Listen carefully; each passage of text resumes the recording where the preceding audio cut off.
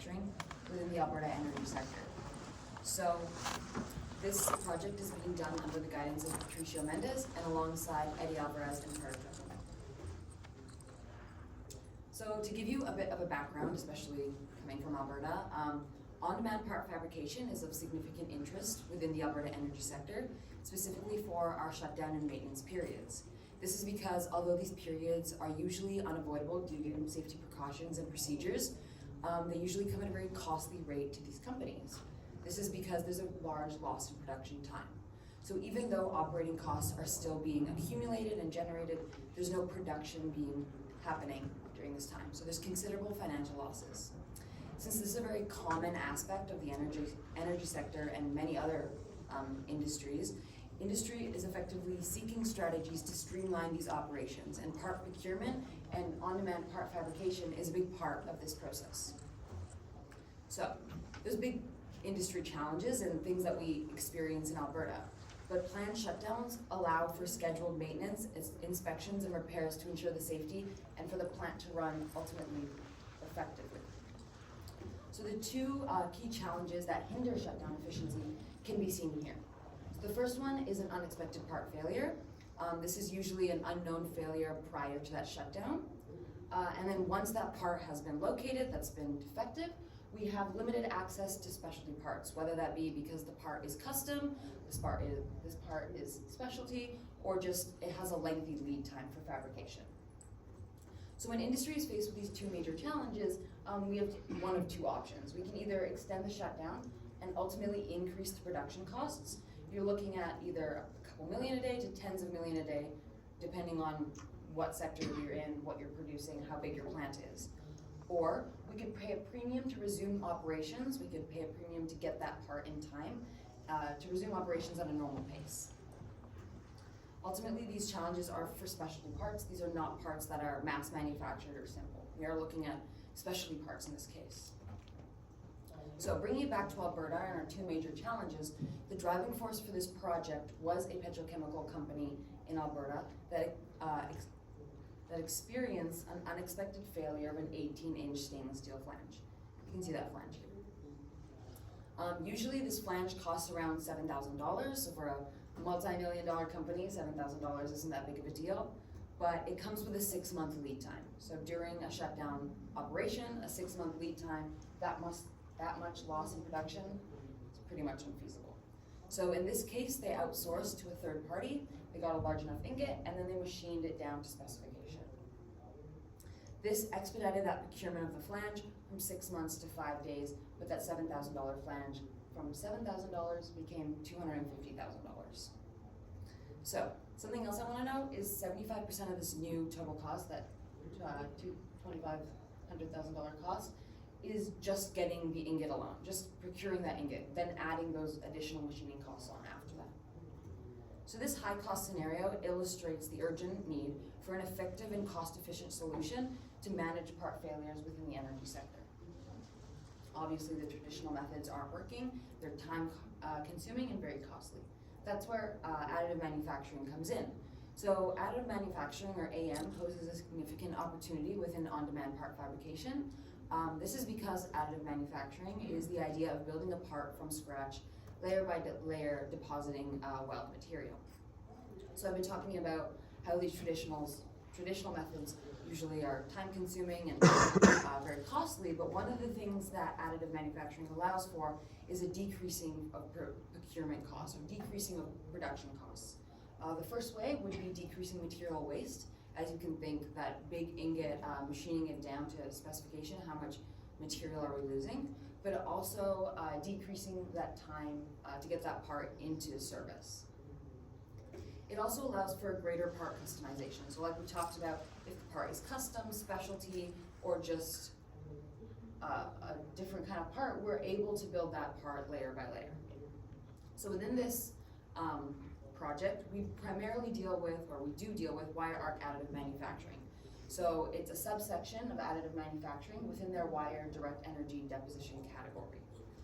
You can see a schematic of a wire arc additive manufacturing work here.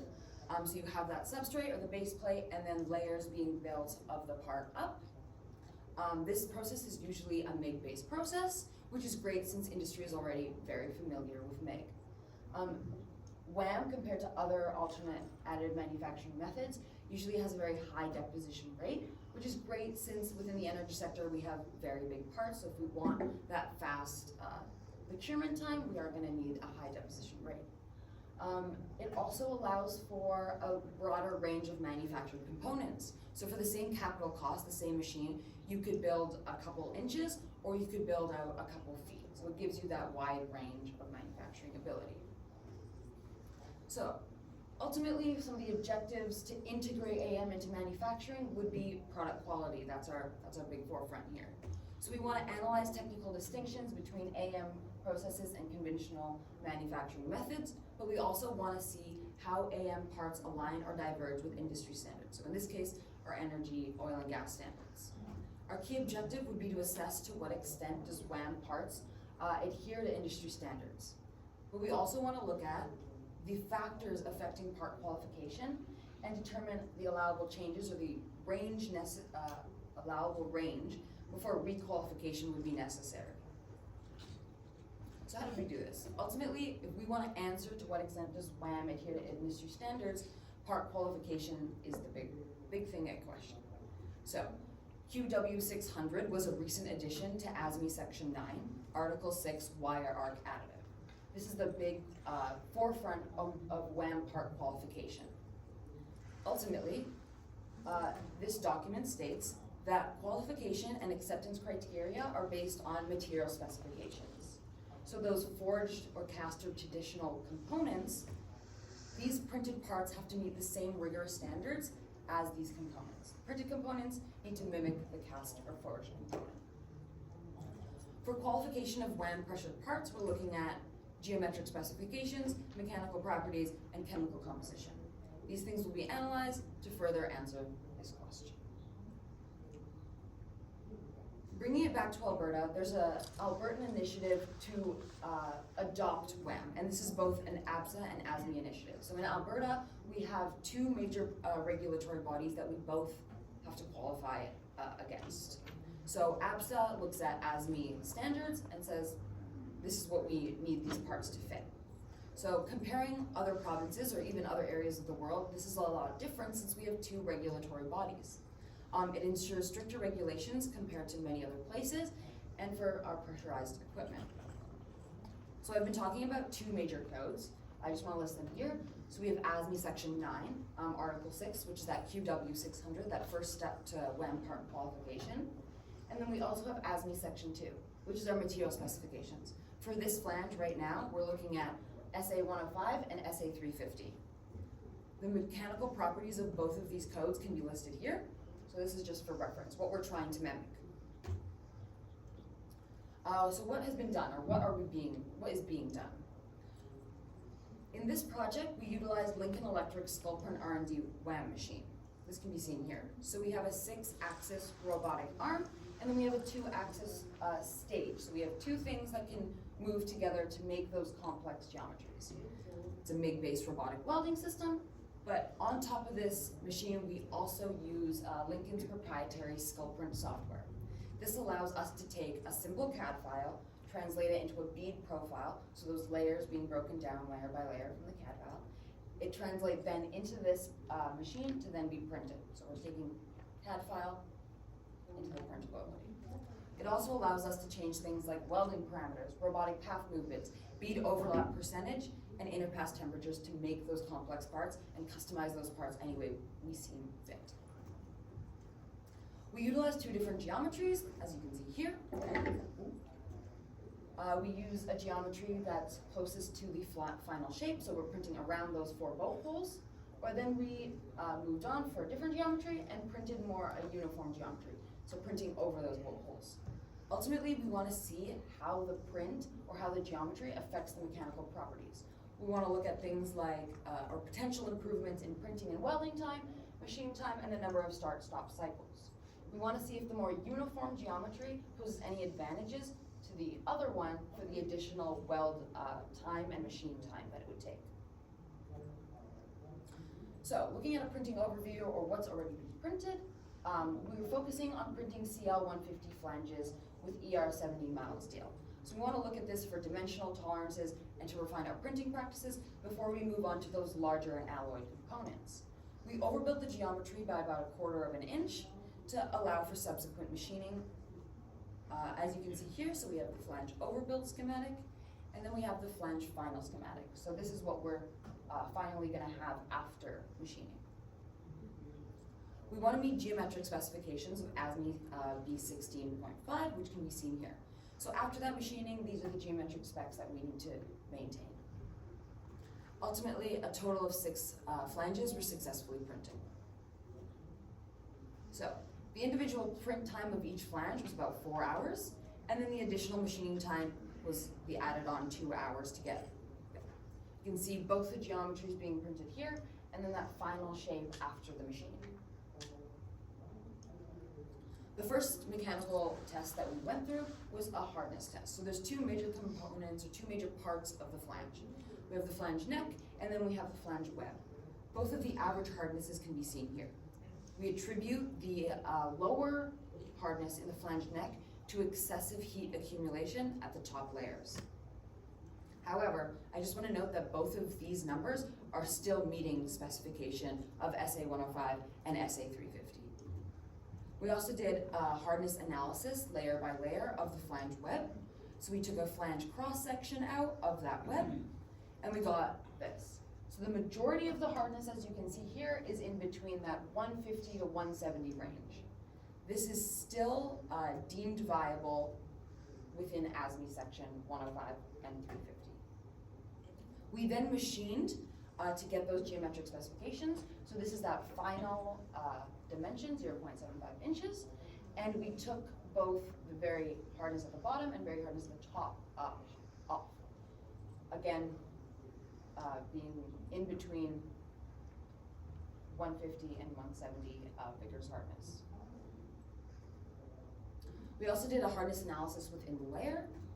So within kind of a bead geometry like this. The first thing we did was compared our inner versus outer beads, something like this. So does the bead being more tightly affect it more or less than one being less tight? We deemed it negligible because it was about a 4 vigorous hardness difference in between the 2.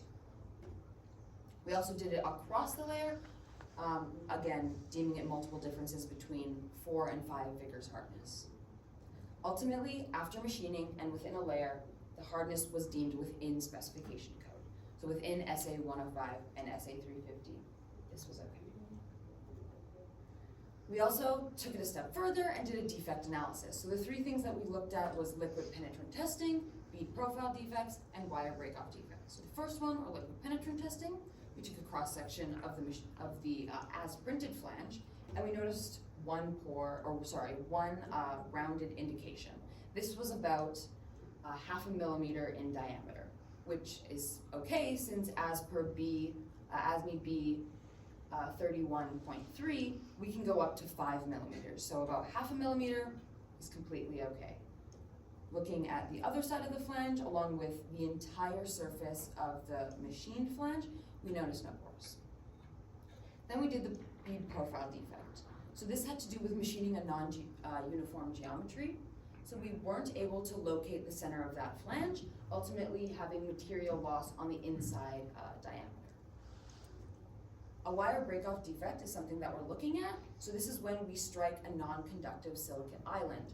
The wire keeps being fed, eventually strikes at another point, but then it gets fuses inside the flange. So this possibly could cause a defect. For Project Outlook, what are we focusing on? We want to aim and demonstrate WAAM's reliable production method. We also want compliance with established standards for us, oil and gas, for WAAM safe adoption. We also want to maintain material specifications for 2 reasons. We want to keep the part design constant and ensure product quality or part quality of these flanges. For future work, we'll always evaluate based on QW600 or ASME Section 9. This is then compared to forged components or traditional manufactured components. We want to verify those mechanical tests, so hardness, tensile, and Sharpie tests. And then we also want to take it to NDE methods for volumetric inspections. Finally, we will move to an alloyed, or we will try to move to an alloyed and larger components as a part of the future work. I want to thank Lincoln Electric and Apollo Laser Cladding, and that's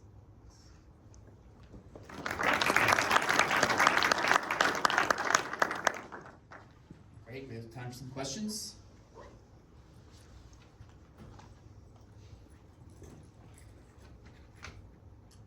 If you go back to slide 10, please.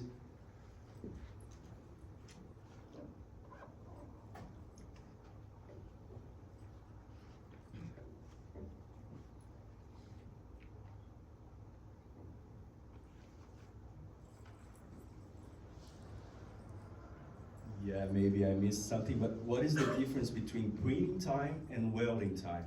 so print time would be taking print time would both be arc time, but also waiting for an interclass temperature to be the correct temperature. So if you have 200 degrees Celsius, you're still waiting. That's the entire print time. Weld time is the actual arc time.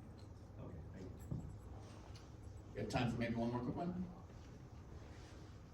So in this geometry, the geometry on the left where you accommodate for the holes, the print path kind of doubles over itself and does some odd things that the more uniform geometry does. And that can be an issue in wire arc printing where heat can accumulate at corners or double backs. Did you find that during printing? So did that affect? bead overlap for both were the exact same, but for corners and edges, that is something that we will look at further, but the bead overlap comparing beads are the exact same. It's not really shown well to here, but we're looking at the same percentage of bead overlap. Is there allowance in the software that you mentioned to change parameters during welding in different? Yeah, so you can change that bead parameters, and most all parameters you can change within that software. Thank you. All right, let's thank our speaker one more time.